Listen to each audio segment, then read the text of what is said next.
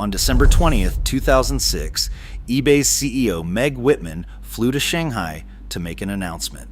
4 years earlier, eBay had entered China by buying a local auction site called EachNet for $180 million, on top of another $100 million in extra investment.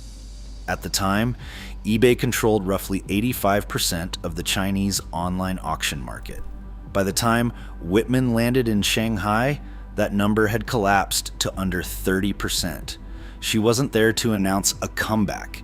She was there to announce eBay was folding its China operation into a joint venture with a local internet portal, a polite way of saying eBay was leaving. This wasn't a one-off.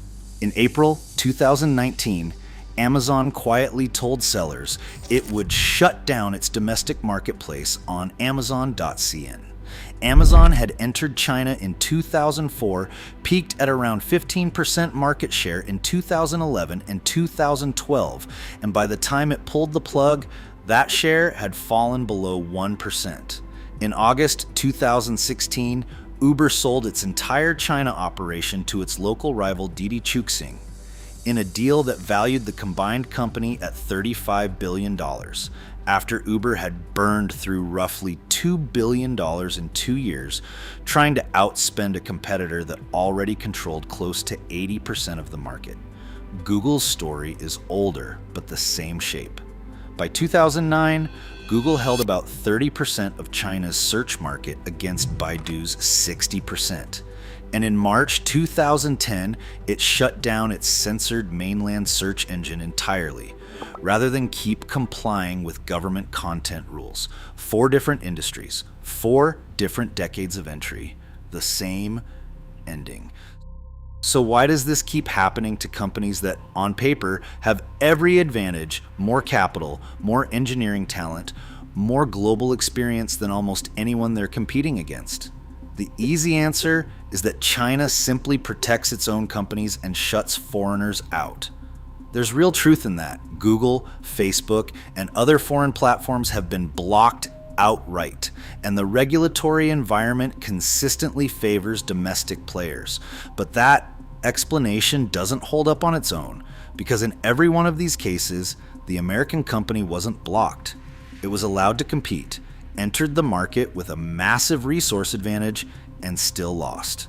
eBay wasn't banned, it was outmaneuvered by a company operating on almost no revenue model at all. Amazon wasn't blocked, it was simply too slow and too expensive, next to competitors delivering faster for less.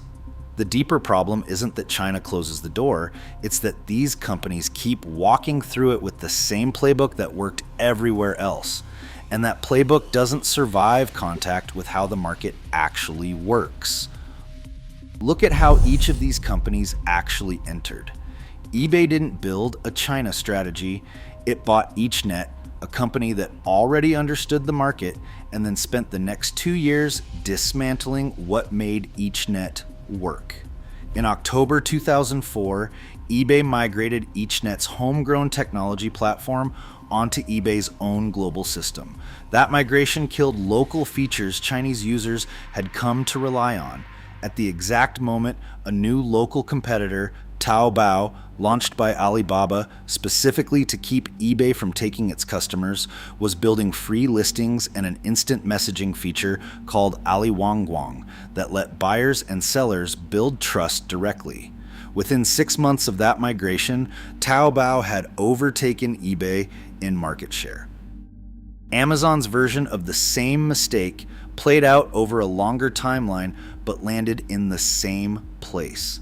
Decisions about the China business ran through a US-centric structure that moved slowly relative to a market where JD.com was already investing in same-day delivery infrastructure, and Alibaba was integrating payments, logistics, and social commerce into a single ecosystem.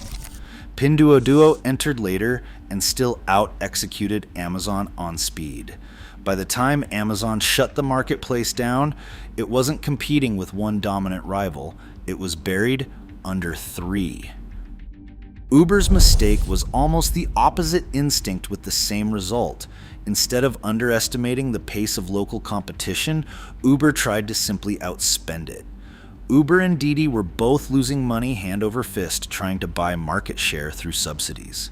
Didi had the advantage of already being the dominant player and better capitalized locally for that specific fight. Uber's own leadership acknowledged the arithmetic didn't work, burning $2 billion in 2 years to chase a competitor that already had the market wasn't a strategy, it was a countdown to the deal that eventually happened. Google's case is different in kind, not degree. Its failure wasn't operational, it was a direct collision with a legal requirement it wasn't willing to keep meeting. China's rules on content filtering weren't a negotiable market entry cost the way delivery speed or app design are. They were the price of admission, full stop.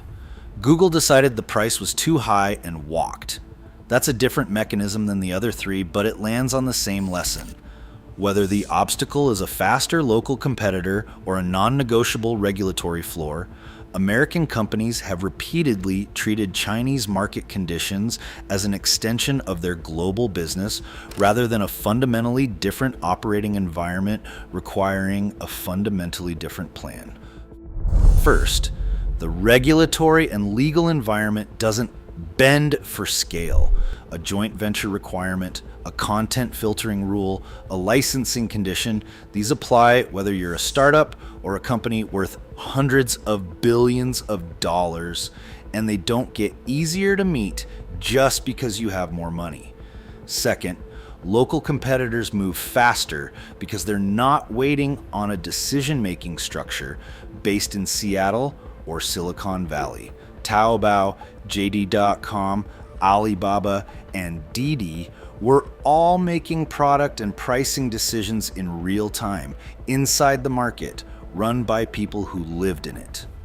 Every one of the American companies in these examples was making equivalent decisions on a delay, filtered through a headquarters that didn't fully see what was happening on the ground until the market share numbers made it undeniable. Third, the capital advantage American companies typically bring to a new market simply doesn't function as an advantage in China the way it does elsewhere. Local competitors can subsidize just as long, sometimes longer, and they're doing it with a home field understanding of the customer that foreign capital can't buy. Uber's $2 billion in losses didn't buy a bigger market share. It bought 2 years of delay before the outcome that was already likely. None of this means American companies are incapable of operating in China. Retail and consumer brands that built genuinely localized operations, separate supply chains, local decision-making, products adapted specifically for Chinese consumers, rather than translated for them, have had very different outcomes than the tech and platform companies in these examples. That distinction matters because it points to what the failures actually have in common. It's not the country, it's the assumption that a model built for one set of market conditions will survive being dropped into a completely different one, largely unchanged. 20 years after eBay's exit, a new generation of American companies, this time mostly in AI and cloud infrastructure, is making its own calculations about how deeply to compete in China. The regulatory environment, the local competitors, and the capital dynamics have all evolved since 2006. What hasn't changed is the temptation to treat a well-funded global playbook as something that travels intact. Whether this next wave has actually learned from 2 decades of the same outcome or is about to relearn it is still an open question.